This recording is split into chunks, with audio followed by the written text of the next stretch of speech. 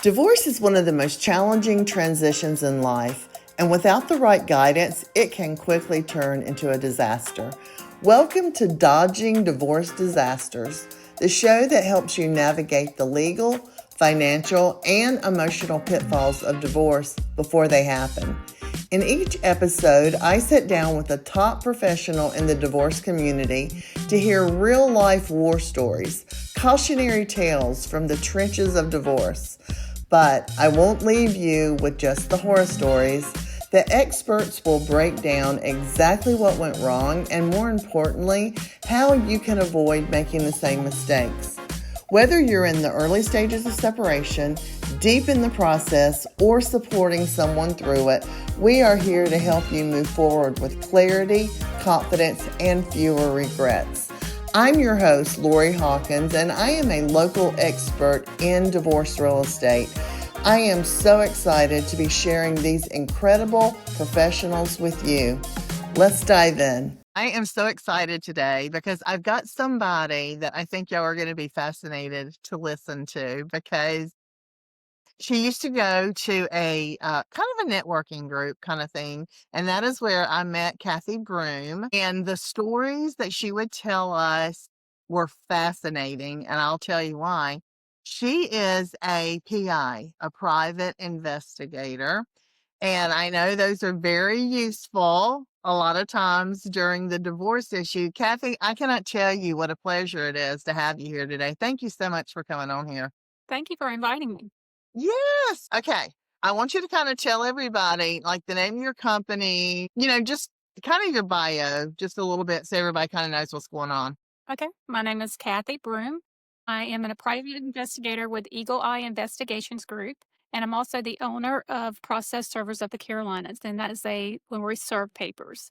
So we do on the Eagle Eye side, we specialize in domestic cases, which are divorce, cheating spouses, child custody, those type of things. So that's what I've been doing for about 15 years, and I love it. Do attorneys hire you, or do you have individuals that come and hire you? We do prefer that we are hired by the attorney, but there are times where the attorney will say, "Hey, you don't really have anything yet, so go get a private investigator." And then depending on what we need to do, we'll determine whether or not we're going to take the case or not. I could literally just sit here and talk to you all day, because the I know.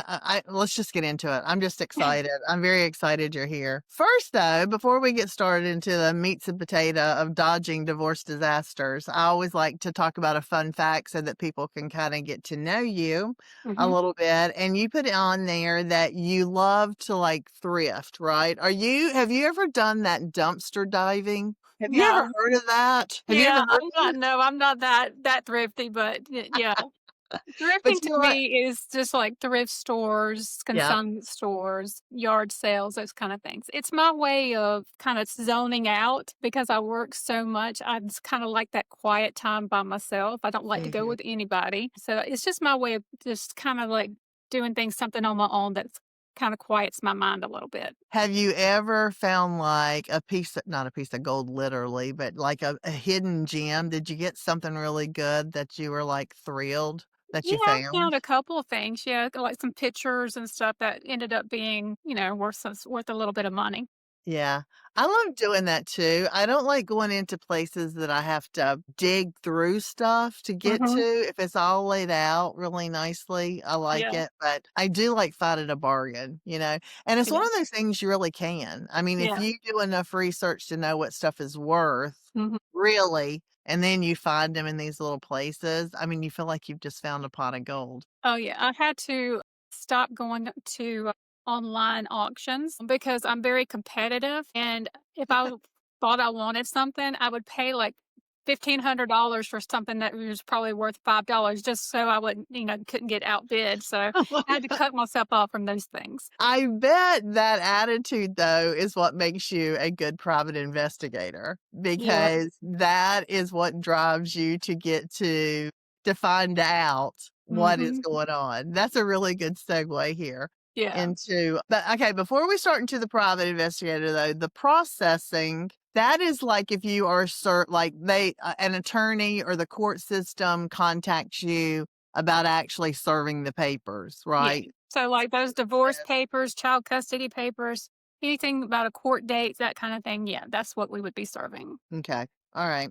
Well, let's kind of talk about if you can even pick just one crazy divorce story, because what this whole podcast is about is trying to help our listeners hear some crazy stories that we have seen our clients go through that maybe if they had done something differently, they might could have dodged that divorce disaster.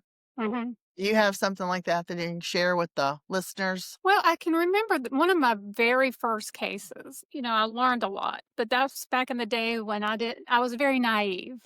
So a lady came to me, she was probably late 40s maybe, and she had quit her career to help put her husband through medical school. He was just a few months from becoming a real doctor and making real money. And she suspected that he was cheating on her. And she approached him and he says, "Yeah, and you'll never prove it." Well, that was like challenge to me, like so as soon as I got the case, I we ended up putting a tracker on his car. And then we I followed him one day, and he lived in this really big community that had like 5 different like pools, like community pools. And he takes this chick to one of these pools in his own neighborhood. Uh-huh. So I'm sitting there going, okay, so I can't get into the pool area. You have to have a pass. So I found a towel and I had my laptop, I had my lunch. And so I sat underneath the tree for about 3 hours getting all this video. The next weekend we followed him, he took this same chick, and it ended up being somebody he had met at the hospital, of course, and it was a much younger girl. He ends up taking her to another city a couple hours away, and they go to a spa, and we get video of them coming in and out, doing all the smooching and stuff. So whenever I did my report, I was like, this woman had raised his children, quit her career, had battled cancer, like she had really went through it. And I was like, what can I do when I give her this report that's going to make her feel any better? Which you can't. So I Right. just made sure every angle of each picture that was on the other woman was the worst angle that would make this woman look the most horriblest you could ever imagine. It was just kind of like a little gift for me because I knew that this was going hopefully go into court, and then the paramour would be so embarrassed that she looked Yeah. like that. So that was one of my very first ones. And that's when I realized, when she actually said the words he said, "You'll never prove it."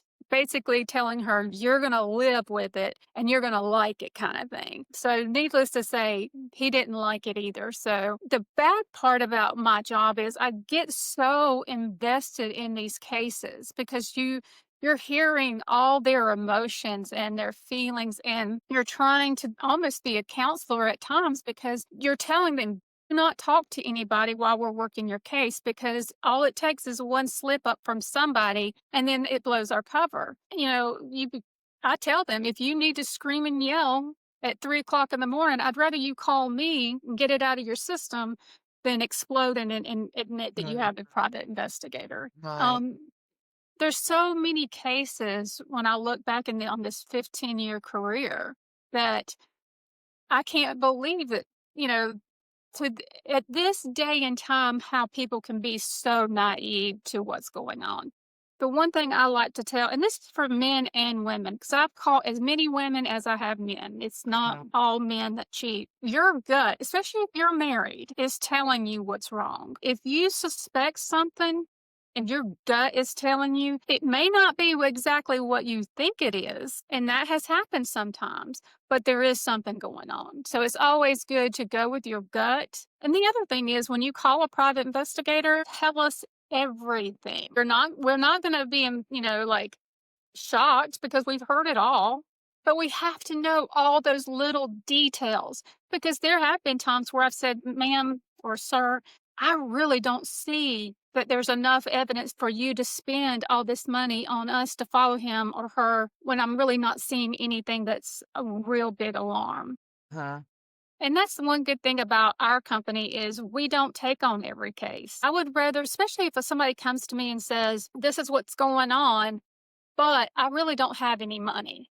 Right. Well, my thing is, you would be better off hiring the attorney because the attorney is the person that's actually going to go into court. I can't go into court. All I can do is give you some evidence. But if you don't have an attorney, there's nobody to present your evidence to.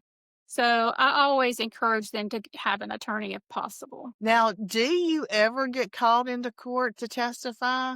Hmm. You Yes. do.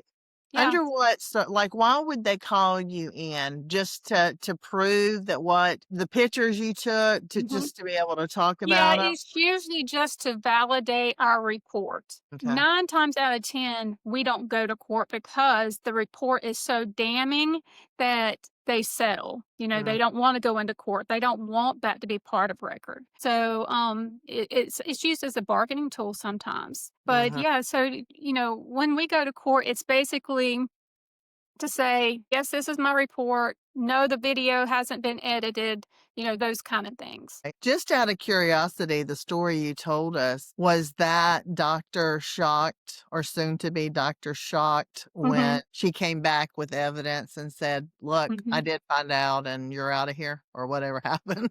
Yeah, I don't even know what happened. I don't know if they ended up getting a divorce or not. That's the bad part of it because I'm so invested and I do all this work, but then once my part of it's done, I never get a call that said there's 2 clients out of 15 years that I still get contacted today.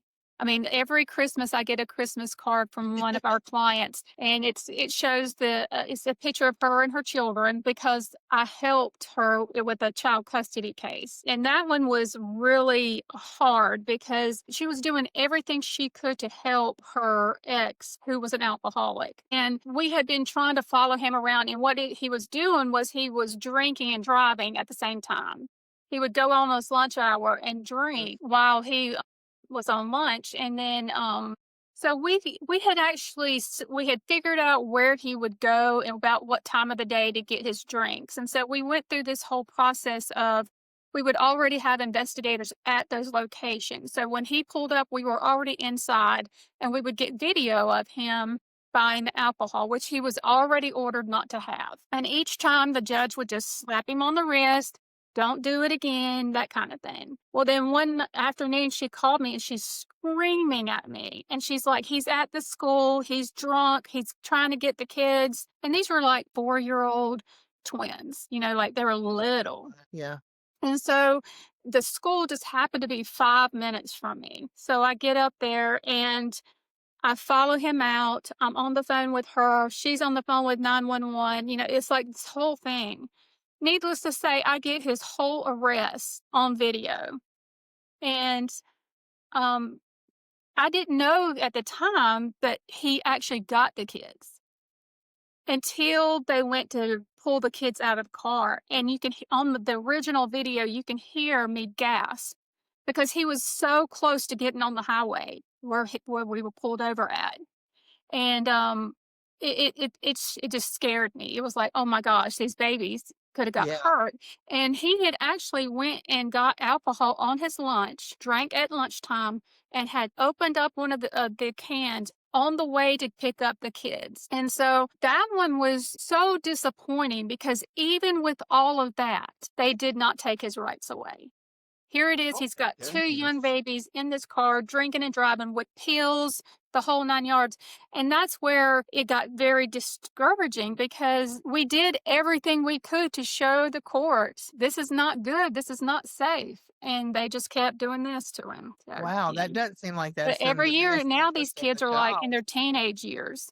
And I still get a postcard and I love it because I get to see it makes me feel like yes, you did do something good kind of thing. Exactly. I mean, I guess it takes, as far as like a cheating spouse, I guess it takes different amounts of time to get enough evidence, right? I mean, how do you know when enough is enough evidence? And how do you start this? How do you start the process of to even know whether you should take the case? Like you said Mhm. before, you've said, look, you don't have enough evidence, or it doesn't sound like it. what are you listening for to know if they have enough evidence Yeah. for you to even take your There's some time? key things. Just behaviors, like if the person starts behaving in a certain way, especially if you've been married for any amount of time, you kind of know what's normal for your spouse. Hmm. And so I'll start listening to what they're telling me, and it's always the same behaviors. They're taking better care of themselves. They're on their phones a lot more. They're all of a sudden taking business trips or a girl or guy weekend. I mean, like there's all these things that start to add up that are not normal, and they may not be anything. It could be a midlife crisis. So, like, if we're not really sure, like, we kind of feel like he could or she could be doing something. My first thing is put a tracker on them. We'll put a tracker on 'em for a couple weeks and let's see where are they going. Are they lying about where they're going, kind of thing. And if they're showing up in places that are not normal, that might be a cue for us to actually do some surveillance. It's what does somebody need a private investigator for? I know you gave the example of like the alcohol, but how do people use you in child custody? How does the PI work in child custody suits? It's all different for every case. It could be it depends on what we're trying to identify. It could be we're trying to identify that the person picks up the kid on Friday, drops him off at his mama's house, and then comes back on Sunday and never even sees the kids. It Uh, could be that they're around people that have criminal records or they're known to do drugs or it's all kinds of different things that we could be trying to prove.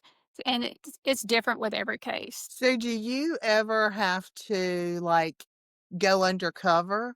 Like, Mhm. be in a bar and like talk to them Yeah. like you're somebody else with them not knowing? Oh, yeah.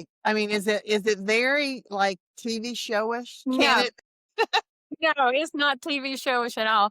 I mean, most of the times we will be in a restaurant with them. If they're on a date, we'll be in at a table with a video camera, videotaping the whole thing. The most I've ever, there's been a couple times where I've had to kind of go undercover a little bit. One was I'm trying to think. There was several where there was one. It was a child custody case, and it was a big profile with major people in the community. It ended up where the case got so big and so outrageous that I told them never to call me again. It scared me to the fact that Oh, like there had been an investigator that his had gotten involved before me whose house got firebombed. I mean, like, it was like those kind of and I thought the lady was lying to me, and I was like, this is way too out of my pay grade," So, but yeah, yeah. I actually took this lady to dinners. Like, they wanted me to know, they wanted to find out what she was going to say when she went to court. And she worked in this little place, and I went in there and befriended her, and she was just telling me all kinds of stuff. And then they wanted me to go back and do it again, and I took another female investigator with me, and we ended up inviting her to dinner. And we sat down at a restaurant, and that's when she was telling us all this stuff. And I was, like, hitting the other investigator on the table, like, "We got to go. There's what this." Yeah. Yeah, that's the worst I've ever the situation I think I've ever been in where I actually was like, "This is way too much for Well, me." my next question was going to be, have you ever been put in situations where you felt uncomfortable or, feared, you know, Yeah, even there's for been a your couple life, I times I guess? was watching this one man and I was parked across the street at a school and I just needed to get video of him coming and going from his girlfriend's house. And where I was parked across the street and I was in the back of my car getting video and it's a really bad part of town, like really bad part of town. And so all of a sudden he just comes and he parks right beside my car. And I'm laying down in the floorboard of the car as low as I can get, and I'm whispering to my partner, "Get here. Just get here and distract him. Do something to get him away from my car." So him and his buddy or somebody came over and got something out of his car, and he eventually drove away. But I realized really quickly that if he would have found me, I could have been shot right then and there because he was not one of the best type of people in the world. So he did not pull up to your car because he was there to look in your car. It was just completely a freak But accident I that he didn't pulled know up. that at the Yeah, time. I just knew he exactly. come and parked beside my car, and so I just fell into the floorboard. The bad thing part of that was one of the seats was kind of pushed back, so I was kinda like squirrely. Now it's funny. At the time, I was like, "I need my butt to be as low as possible," kind Yeah, of thing. yeah. So, yeah, and I just remember praying, "Don't let him see me," kind of thing. Oh my gosh. Yeah, and Gosh, then I one don't time think about that part of it. I was following a, dentist, and, it was Valentine's Day, and the apartment was like an old house that they had broken up into 4 apartments, but to go into the apartments, you had to go into the back, and they had made, like, the backyard almost like a small parking lot, and I just pulled in and got into the back, and I got video of him coming in and everything. Well, they got suspicious of my car. Well, as soon as they start circling my car, the windows start fogging up because I'm breathing really heavy. Oh my gosh. Oh my gosh, and so I knew I had one chance to get out of there, and I was in the very back of a Honda Pilot, and I literally leaped from the very back to the front, started the car, and had to floor it backwards out of the drive, and they're running after me. I was like it was crazy, Well, but I got the shot. have you ever gotten caught? I mean, what? Tell us about that one. I have followed a man all the way from Charlotte to Myrtle Beach, and we got video of him with his girlfriend, and they were going to dinner, and I got too aggressive, and he noticed me. Well, when I realized he was on to me, I tried to get out of the area, and he found me parked in the neighborhood. Got pictures of my vehicle and all that good stuff. Well, he went ahead and went to dinner. He didn't know I had a tracker on him. So I just let him go. While he was at dinner, I went to the girlfriend's apartment and put cameras up in the breezeway to monitor her door. So, needless to say, on that one, we followed him that night, and I was working with an investigator that lives in Myrtle Beach, and we followed him to this little bar. And we go in. That investigator knew about this bar. I did not. So my partner goes up to the bar to get a drink, and this man comes up to me, and he goes shoulder to shoulder with me, and he says, "How you like the place?" And he said it real creepy. And when I'm working, I'm zoomed in, like I don't want no distraction. And I was Did like, you know "Fine." that was him No, at the time? it wasn't the guy I was looking for.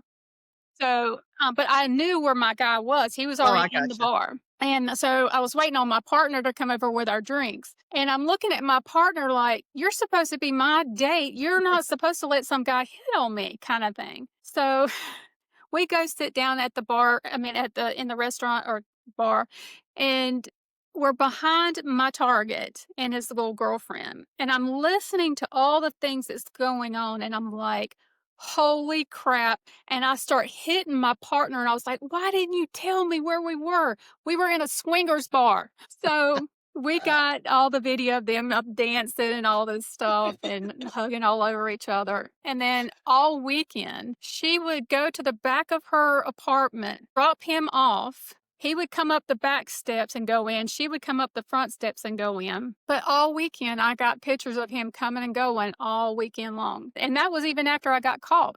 Needless to say, he owned a company that had a fleet of vehicles, and so he had his fleet manager run my tag. And he told his son exactly who I was, where I worked, my home address. He knew everything about me. Did they come? Did they come after you? No, they didn't come out. Well, at that point, the damage was done. There was nothing he could Right. do about it. I So, was gonna say, has anybody found out about you like that and tried to retaliate? That would be my fear. I'm always so no, scared somebody's yeah. gonna do something after you know. No, like, I've had some, like, they're not my biggest fans. Like, I Yeah. had one where it was a cohabitation case, and, me and the guy that I had to actually prove was living with this lady, we had to sit outside the courtroom because we were both witnesses for, like, 2 hours, and if looks coulda killed, I would have been dead. I just can't even. And I mean, talking about something being like TV, because I mean, we have talked enough in the past that you have said over and over that what you do is not how it's portrayed on TV, right? No, it's not. There is no glamour in my job, especially it's when it's August and you're sitting in your car for 8 hours. You can't turn your car on because you don't want to, draw attention to your car. So you have no air. You're sweating like a stuck pig and you're waiting on that 3-second shot to get, kind of thing. There is no glamour in what we do whatsoever. Yeah. And it's not Yeah. as volatile as it's a lot of these, TV shows wants to make it out. Our job is not to be seen. All these shows I see where there's all this drama and all. No, that's if you're catching me, I'm not doing my job the way that I'm supposed to do it. So it's my job to not be seen. I'm supposed to blend in, and that's one good thing about having female investigators. We blend in a lot better than male investigators. I'm not saying male investigators can't. I'm just saying in certain situations, it works out to have female investigators, especially like if we're going to a restaurant, then I can just team up with a male investigator. Nobody would even think Yeah. about us not being together. So Exactly. No, that's really a good point. Well, I mean, if I was going through a divorce, how do I pick a private investigator? I mean, I'm sure every investigator is not the same, and I'm sure there's investigators out there that would love to take my money just because I have an inkling that may have no truth to it. So it's nice to hear that you kind of vet these people and say, you know what? I don't really think it's anything. If you wanna give me your money and me go see, that's fine, but I don't know that we're gonna find anything. But how do you even start? the first thing I want to know is what we're doing for court or is it for personal information? If it's just for personal information and you don't have an attorney, that's one of my red flags because I don't know if you're really stalking this person or not. How do I know what your intentions are? So that's why I'm very picky about what we take on because I don't want to give you information on somebody that doesn't want you to have their information. We do not do like skip traces or backgrounds for the general public just because of that. Because what if you have bad intentions for that person and I'm giving you their home address? It's not going to happen. We just don't do that. There are investigators out there that will, but we don't do that. The other thing is talk to the investigator. If they're not willing to have a real, true conversation, more than 5 minutes, they may not be the one for you. If they're not being like honest with you about what to expect, because sometimes people have expectations that are not realistic. And you also have to remember just because we go out there, we cannot make the person do something while we're out there. So you're paying for our time, not Right. for the actual evidence, if that makes sense. Because, yeah, they might be the biggest cheater in the world, but if we go out there on a Friday afternoon but they didn't meet up with that person, you're still Right. paying, so Right. that's why we try to nail it down to when's the best opportunity that Right. that's why I try to put a tracker on them because I want to know what's their usual, how do they normally act, or Right. where they normally going kind of thing. The other thing is I always tell my client, I would love for you to get a burner phone. Never talk on your regular phone. Don't talk in your house or your car because we don't know if the other person has your house or your car bugged. I want them to have a burner phone because I don't know do they have access to your phone records that you don't know that they have access to. There's all those little things. I also tell them to shut their mouth. Do not ask that person any questions. Don't ask them where they're going, what they're doing, who they're seeing. You have to become the best actress or actor in the world while we're taking on your case. Because we want the person to feel comfortable with what they're doing. We want them to get sloppy and messy so that it's so easy for us to monitor them without them constantly looking around, looking behind their back, circling around the block, those Yeah. kind of things.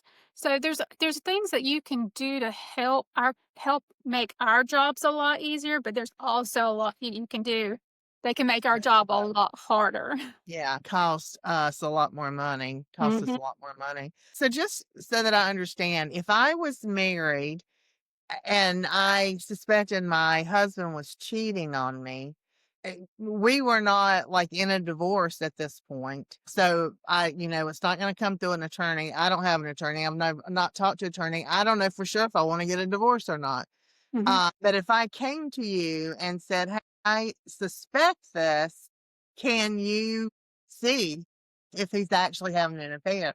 That is something. I mean, you don't only do it just for divorce purposes, right? I mean, Right. We do it for, people that suspect, okay, but when it comes to doing it for just an individual, I'm really right, gonna bet you a lot harder right. That makes sense. because I'm giving you the report. I'm not ge When I'm working with an attorney, I'm giving that to the attorney, and then the attorney might share it with you, but I'm very picky about doing it for individuals because, Right. No, I that mean, like, makes I have sense. done it, it's not like we don't do it. Right. Well, I have to know, like, I have to really feel like this is a true possible divorce case, Mhm. not just I'm mad at him or her, or I'm controlling and I want to know what they do 24 hours a day kind of thing. Right. So, Right. but yeah, as long as you've got, all the information and I feel like you're being on the up and up, I have only fired one client before. And it was an individual where I realized that she was stalking the guy. And before I'd given her the information, I had already found him, but the way that she kept providing information, I realized, this is not good. She's lying Yeah. to me. So I She fired knew way too much, huh? her. I could actually just that's what I said. I could sit here and just listen to you talk all day. But I think the information you gave is really good. I mean, the stories are great, but just like what you said, the practical things at the end, Mhm. that is excellent information. Well, for that, I'm going to put all your contact information at the end. But for those that may just be listening to this, how can they contact you? What's the best way to contact you? Okay. If you want to talk to me with Eagle Eye, it's Eagle Eye Investigations Group out of Charlotte. Our number is 980-867-0958, and I am the one that will answer the phone, so you can talk to me anytime. You can also email me at Kathy at kbroom at eagleinc.com. We're available anytime, and we don't charge for consultations. So just if you have questions, call me. If you're not, even if you need like an attorney, I can give you some recommendations of attorneys that we've worked with. And I also recommend that if somebody is going through a divorce or plan to go through a divorce, I would talk to at least 3 attorneys and see which one fits the best for you. It's not always a money issue, it's a personality issue because you might not feel comfortable after you've given them this amount of money, but your personalities clash. So I Exactly. always say, please go and talk to 2 or 3 and then pick one because the worst thing is having a bad relationship with your attorney. Exactly. That's honestly one reason that I am doing this podcast because I see a lot of people on these Facebook groups wanting a certain kind of attorney. And I'm always pointing them to Dodging Divorce Disasters because they can watch attorneys and kind of see their style of how they practice law. Because Mhm. every attorney, I mean, every realtor is not the same. We all have, whether whatever profession we're in, we all have our own style of doing things. Yeah. And also, you got to remember that each kind of case needs a different type of attorney. If Mhm. you've got someone that the other side is going to be very difficult, they're hiding a lot of information, that is fighting you tooth and nail, like just making life miserable.